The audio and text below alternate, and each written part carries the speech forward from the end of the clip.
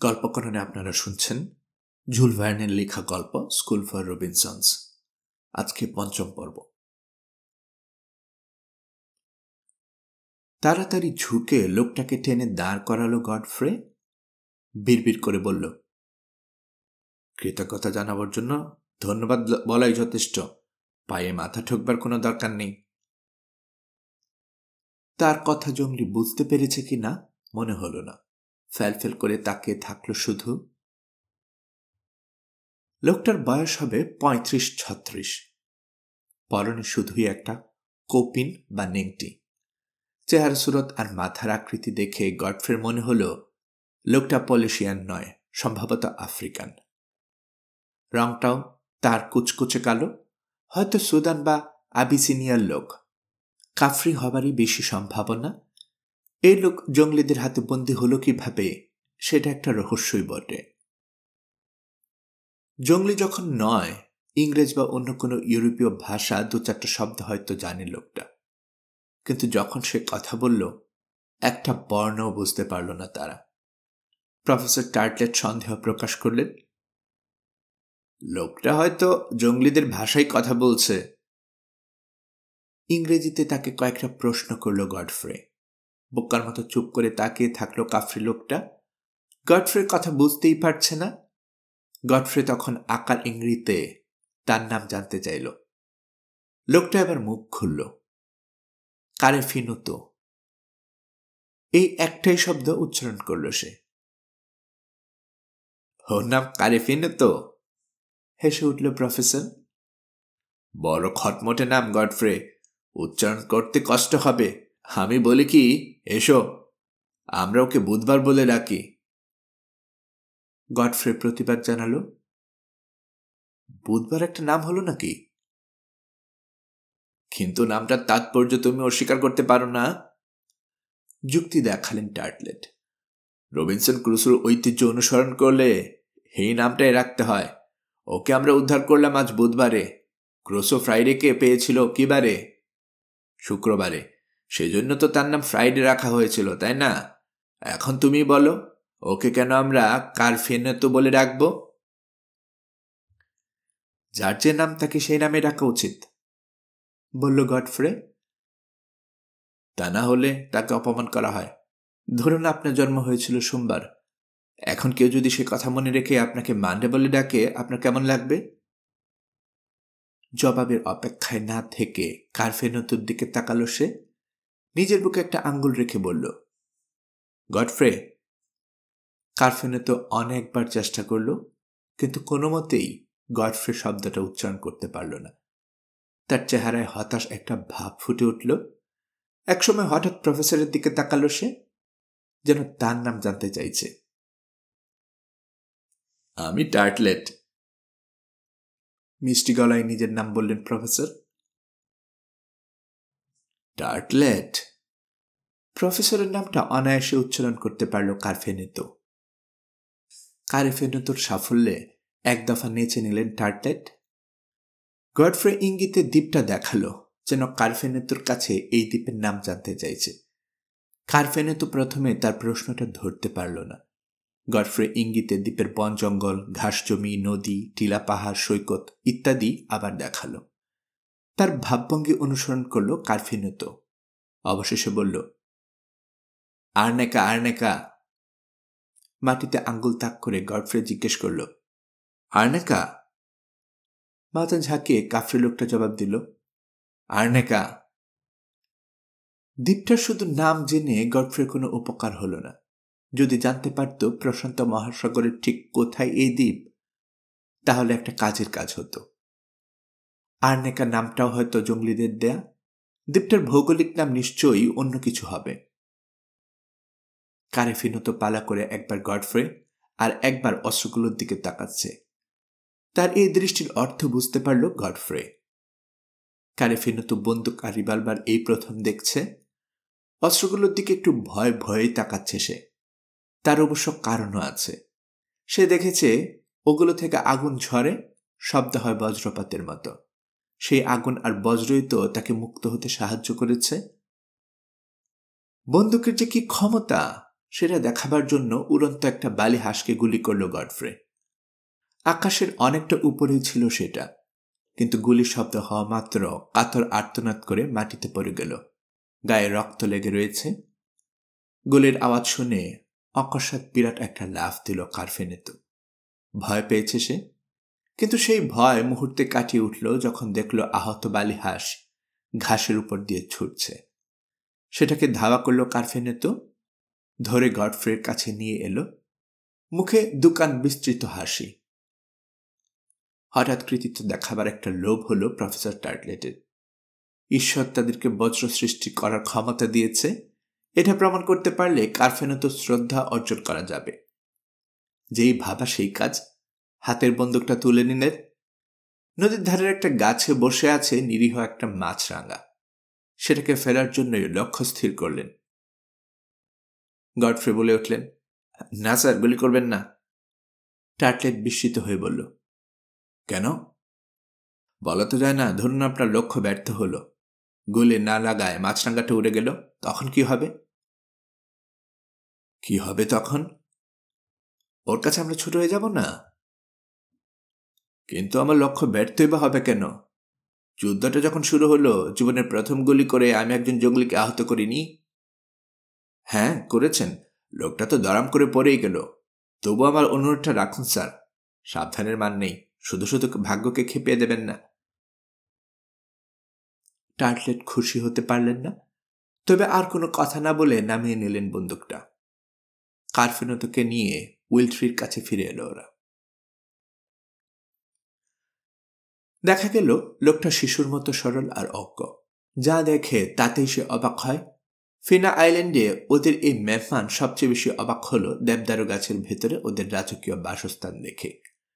ঘরটাকে ঘিরে বার কয়েক চক্কর দিল সে। ভেতরে ঢুকে চারদিকে চোখ বোলালো।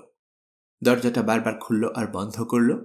উপর দিকে তাকিয়ে বোঝার চেষ্টা করল কোঠরটার ছাদ বলে কিছু আছে কিনা। তারপর ওদের সমস্ত যন্ত্রপাতি ও অন্যান্য জিনিসপত্রের দিকে আঙ্গুল তুলে বিচিত্র শব্দ করতে লাগল, অর্থাৎ জানতে চাইছে এগুলো কি কাজে ব্যবহার করা হয়। গডফ্রে তাকে প্রতিটি জিনিসের ব্যবহার পদ্ধতি দেখিয়ে দিল।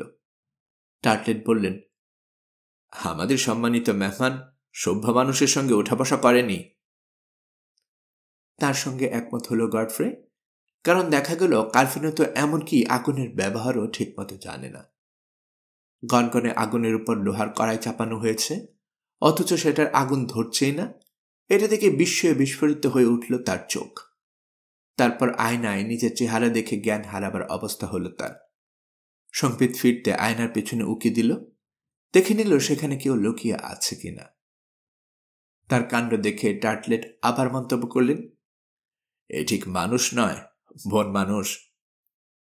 স্যার, আপনার ধারণা ভুল, প্রতিবাদ করল গডফ্রে। বন মানুষের বুদ্ধি থাকে না। আয়নার পেছনে উকি মারার প্রমাণ হলো কারফেনেতোর মাথায় বুদ্ধি আছে। ও সবকিছু যুক্তি দিয়ে বোঝার চেষ্টা করছে। ঠিক আছে, মানলাম লোকটা বন মানুষ নয়। গডফ্রে কথা মেনে নিলেন। তারপর বললেন, কিন্তু ও কি আমাদের কোনো কাজে আসবে? অনেক কাজে আসবে স্যার, জোর দিয়ে বলল গডফ্রে। কি কাজে আসতে পারে তার একটা নমুনা একটু পরেই পাওয়া গেল। তার সামনে প্লেট ভর্তি নাস্তা ধরা হলো। এই একটা জিনিস দেখে মোটেও সে অবাক হলো না। প্লেটের উপর এমনভাবে ঝাঁপিয়ে পড়ল যেন ওটা পালিয়ে যাবে বা তার কাছ থেকে কেড়ে নেওয়া হবে। ওদেরকে অবাক করে দিয়ে প্রায় চোখের পলকে প্লেট খালি করে ফেলল সে। বোঝা গেল খিদেতে তার পেটে আগুন জ্বলছিল। এত দ্রুত খায়, অসন্তোষ প্রকাশ করলেন টার্টলেট। তারপর বললেন, ওর খাবার ভঙ্গিটা আমার ভালো লাগলো না গডফ্রে। সাবধান হে, সাবধান, চোখ কান খোলা রাখো। আমার সন্দেহ হচ্ছে।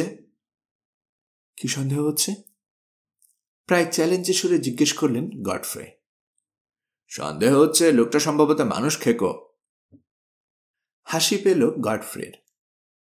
রসিকতা করে বলল, সে অভ্যাস যদি থেকেই থাকে, এখন ওকে তা ছাড়তে হবে। ছাড়া কি এতই সহজ? লোকে বলে একবার যে মানুষের মাংস খেয়েছে আবার খাবার জন্য পাগল হয়ে থাকে সে। ওরা যখন যে যাই বলুক, কার্ফেনতো চোখ দুটো চকচক করে ওঠে। ভাষা না বুঝলেও বক্তব্য বোধ হয় আন্দাজ করে নিতে পারে সে। তা না হলে ওরা কথা বললেই সে কেন হড়বড় করে কিছু বলার চেষ্টা করবে?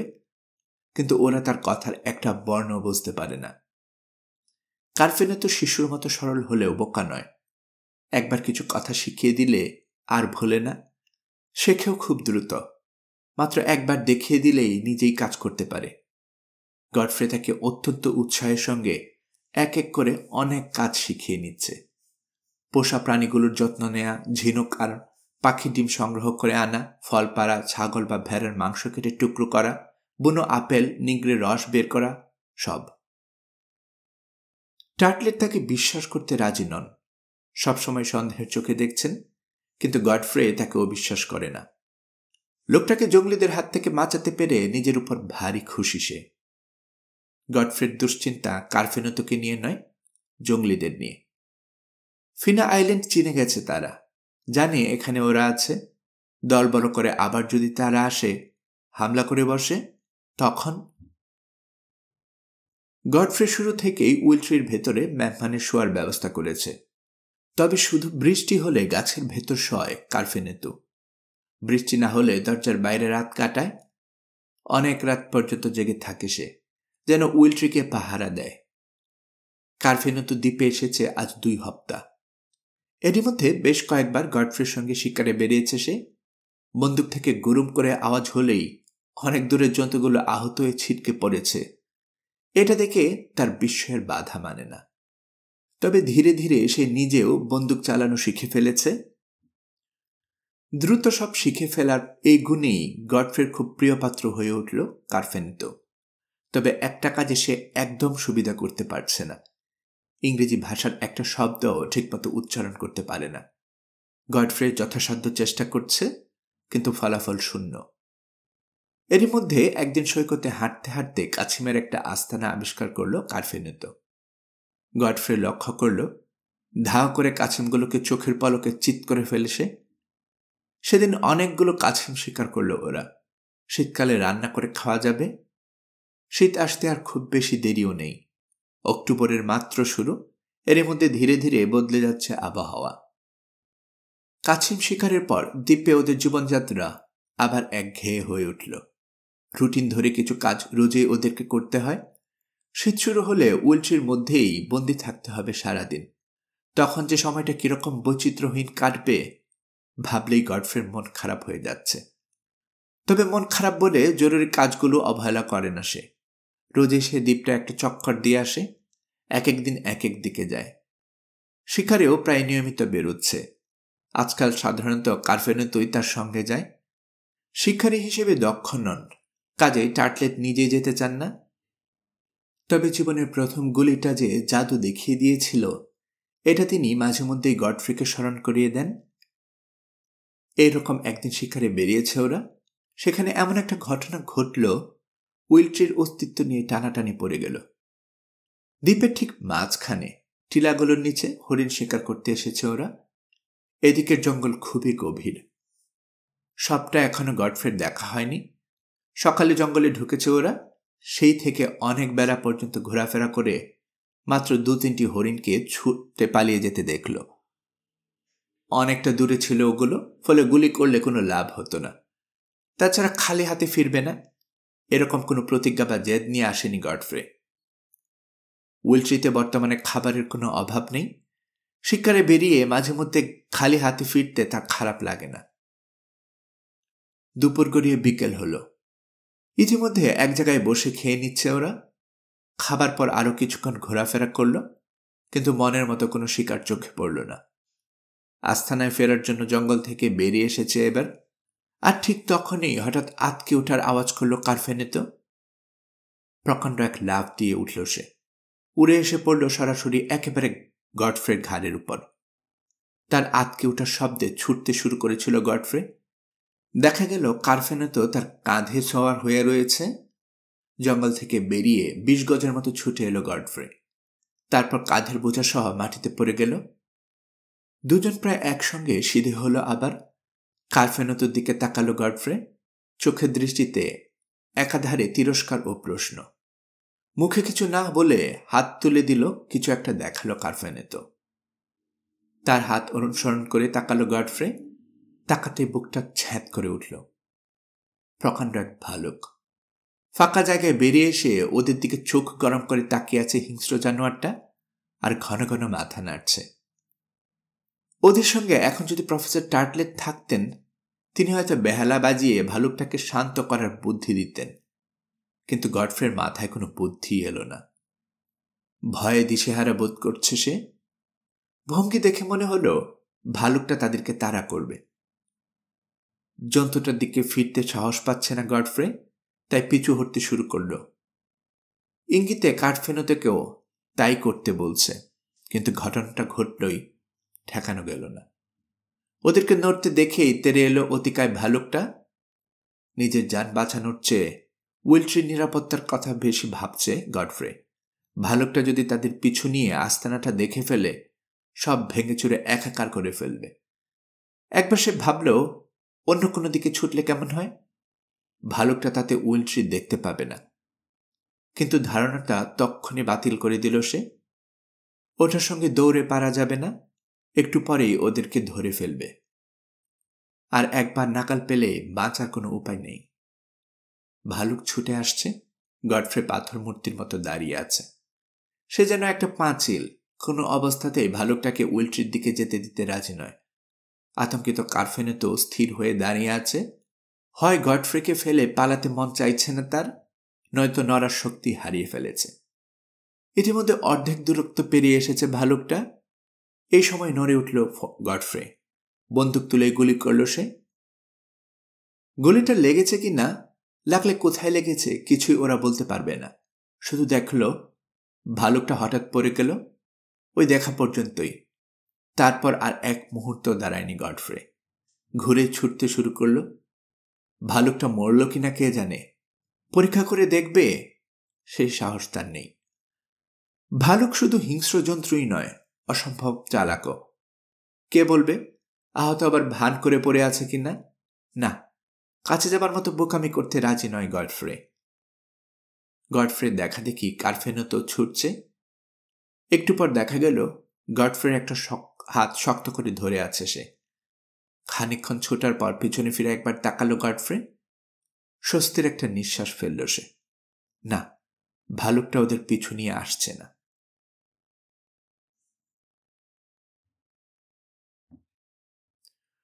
প্রফেসর টার্টলেট ভয় পাবেন ভেবে ভালুকটার কথা বলবে কিনা এই নিয়ে দ্বিধায় ভুগছিল গডফ্রে। নানা দিক চিন্তা করে বলারই সিদ্ধান্ত নিল সে। কিন্তু বলবার পর উপলব্ধি করল বিরাট একটা ভুলই করে ফেলেছে। ভালুক? আতকে উঠে তিনটা লাফ দিলেন প্রফেসর টার্টলেট। কি বললে? ভালুক? হঠাৎ ফিনা আইল্যান্ডে ভালুক আসবে কোত্থেকে? তুমি নিশ্চয়ই ভুল দেখেছ। আতঙ্কে তার মুখ নীলচে দেখাচ্ছে। মাথা নেড়ে গডফ্রে বলল, না না, ভুল দেখিনি। ওটা ভালুকই ছিল, তবে গুলি করার পর পড়ে যেতে দেখেছি, কাজেই আপনারা তো ভয় পাবার কোনো কারণ নেই। ভয় পাবার কারণ নেই? টার্টলেট বিস্মিত। একটা ভালুক থাকলে 10টা থাকতে অসুবিধে কি? আর ভালুক যদি থাকে, কি করে বুঝবে যে নেকড়ে, জাগুয়ার, বাঘ, সিংহ বা পাইথনও নেই?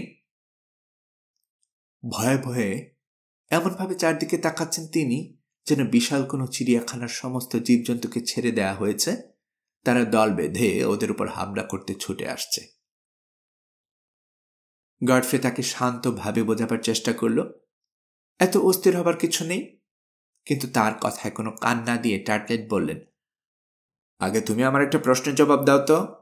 এতদিন দ্বীপে কোনো হিংস্র প্রাণী দেখা যায়নি, আজ হঠাৎ কেন এই ভালুকটা দেখা গেল? গডফ্রে স্বীকার করল, হ্যাঁ, এই ব্যাপারটা আমার কাছে খুব আশ্চর্য লাগছে। আমিও এর কোনো ব্যাখ্যা খুঁজে পাচ্ছি না।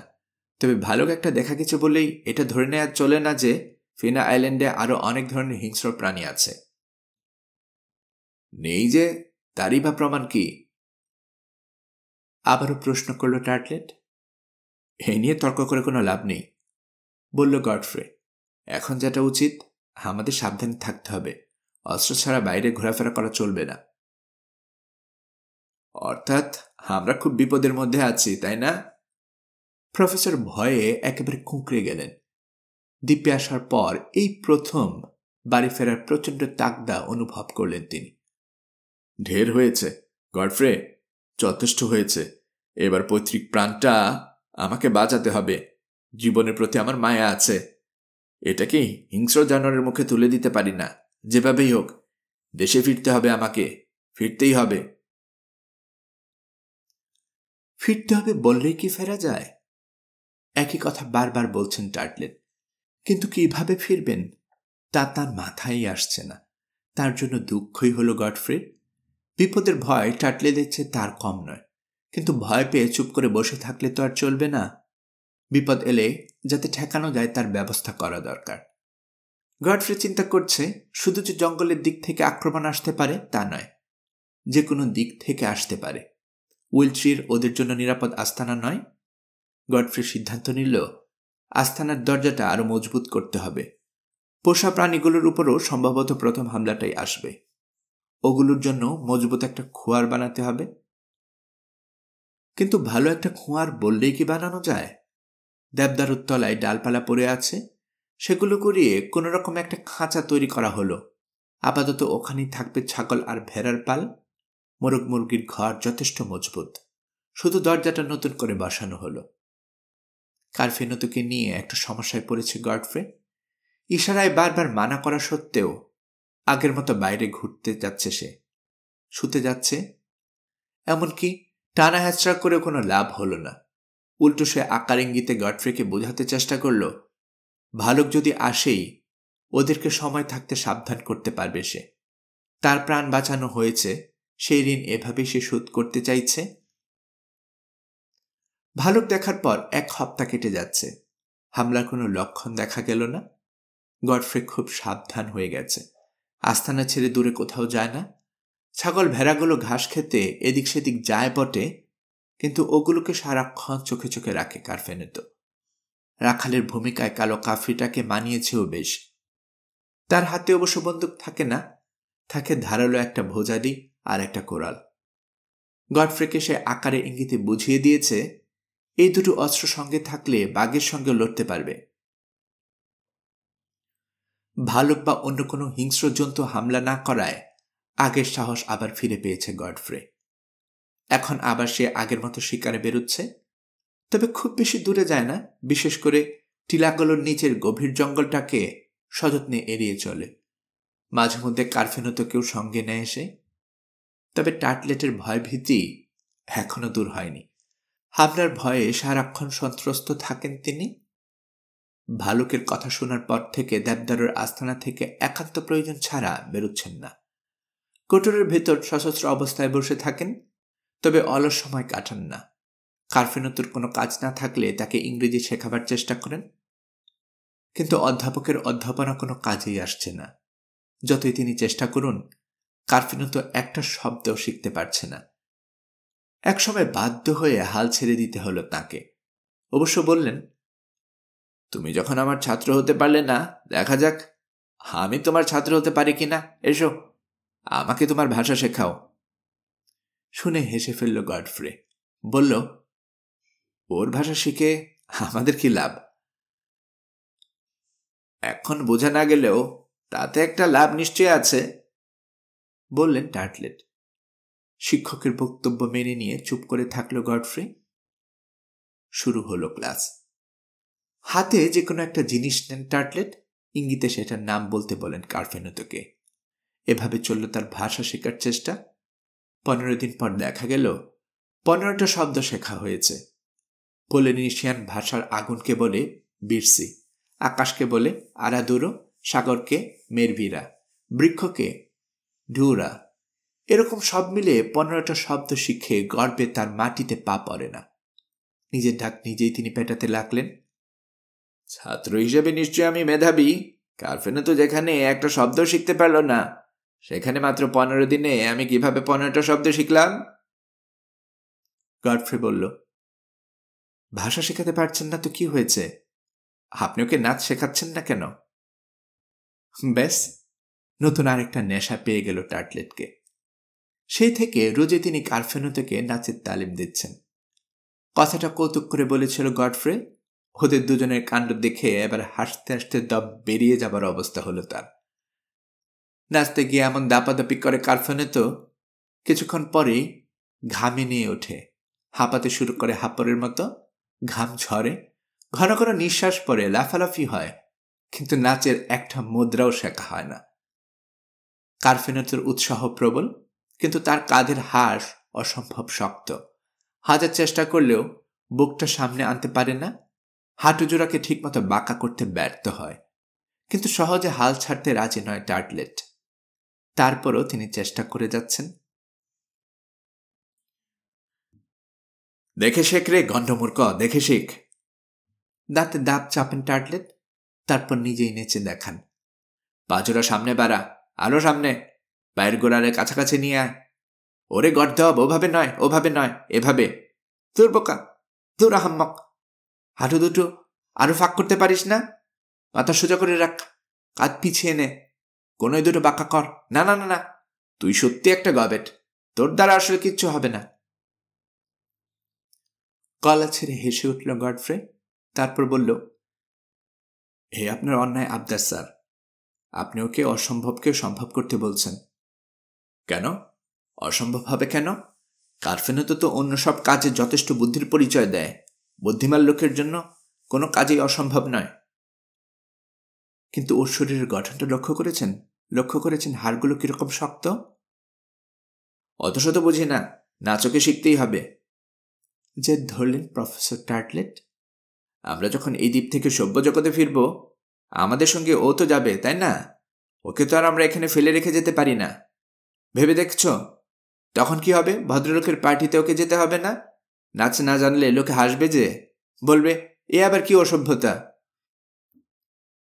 সভ্য জগতে যাওয়া, ভদ্রলোকের পার্টিতে অংশগ্রহণ, এইসব ওর কপালে আছে বলে মনে হয় না, মন্তব্য করল গডফ্রে। কি বললে? ওর ভাগ্যে কি আছে না আছে তুমি তা কিভাবে বলো? রেগে গেলেন প্রফেসর। তুমি কি ভবিষ্যৎ দেখতে পাও? টার্টলেটের সঙ্গে কোনো রকম আলোচনা সুষ্ঠুভাবে করা যায় না। চূড়ান্ত একটা মন্তব্য করে সব আলোচনায় থামিয়ে দেন তিনি। তার কথার উপর আর কেউ যেন কথা বলতে না পারে, আলোচনার মাঝখানে হঠাৎ পকেট বেহালা বের করে বাজাতে শুরু করে দেন।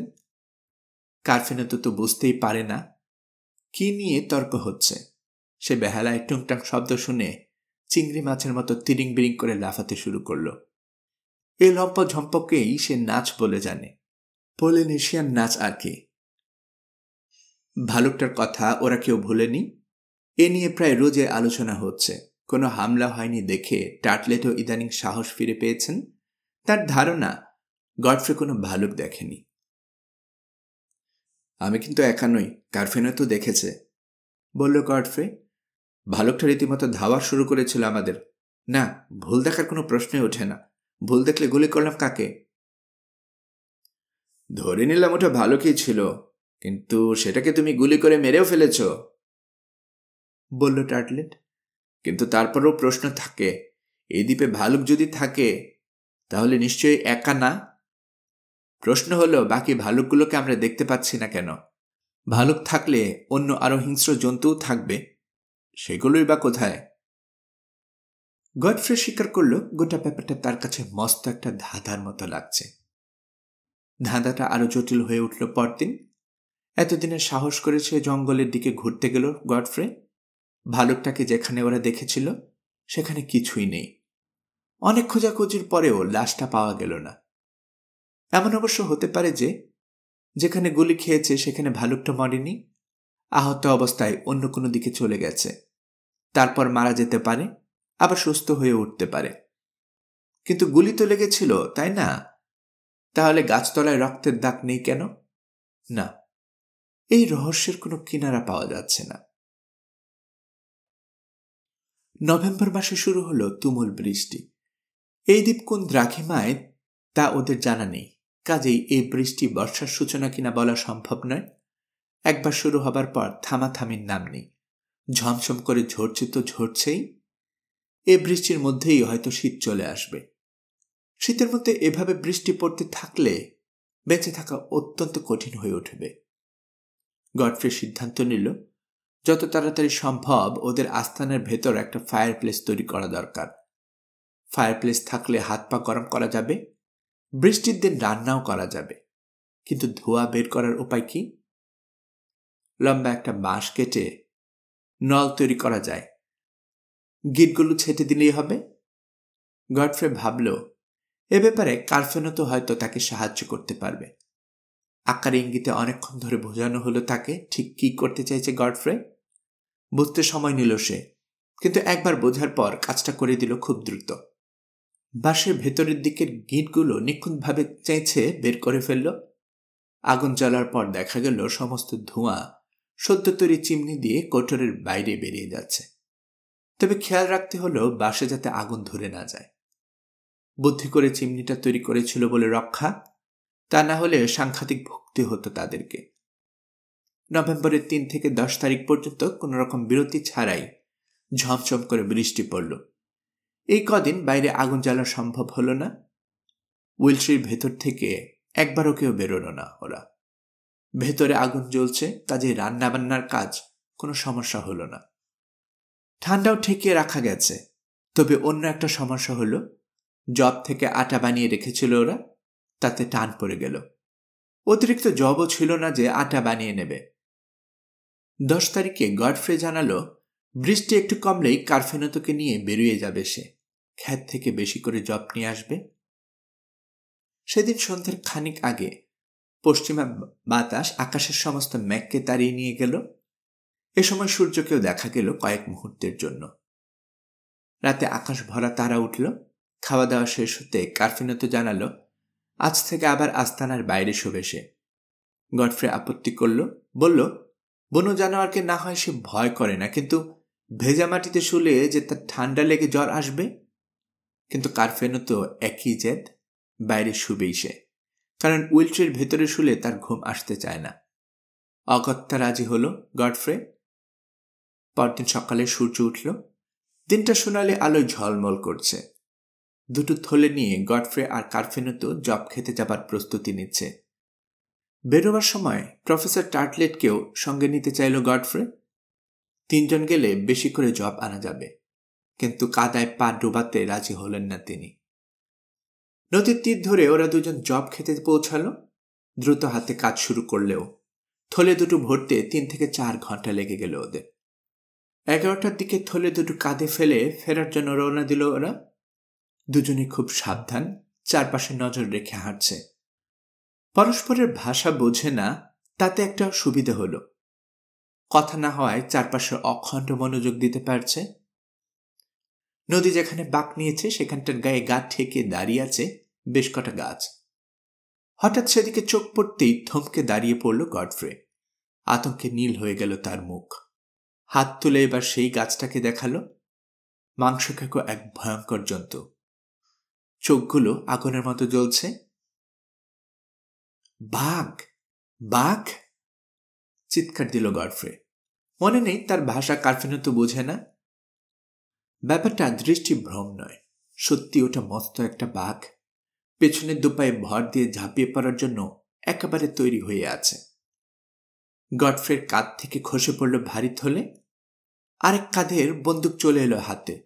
লক্ষ্য স্থির করতে যেটুকু সময় লাগলো, ট্রিগার টানতে 1 সেকেন্ডও দেরি করল না। এবার কোনো সন্দেহ নেই, এক গুলিতেই পাক খেয়ে ছিটকে পড়ল বনের রাজা। পড়ল ঠিকই, কিন্তু মারা গেল কি না বলা মুশকিল। আহত বাঘ সাক্ষাৎ আজরাইলকে নাগালের মধ্যে পেলেও একেবারে ফেরে ফেলবে। এবার গুলি করার জন্য বন্দুক তুলল গডফ্রে, কিন্তু চোখের নিমিষে ঘটে গেল আরেকটা ঘটনা।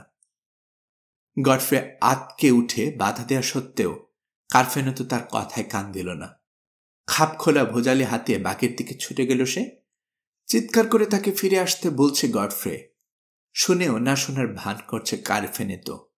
উপায় না দেখে তাকে ধাওয়ার জন্য গডফ্রে এবার বাঘের দিকে ছুটল। নদীর বাঁকে পৌঁছে গডফ্রে দেখল বাঘটার সঙ্গে ধস্তাধস্তি করছে কার্ফেনোতো। চোখে দেখেও গডফ্রের বিশ্বাস হতে চাইল না।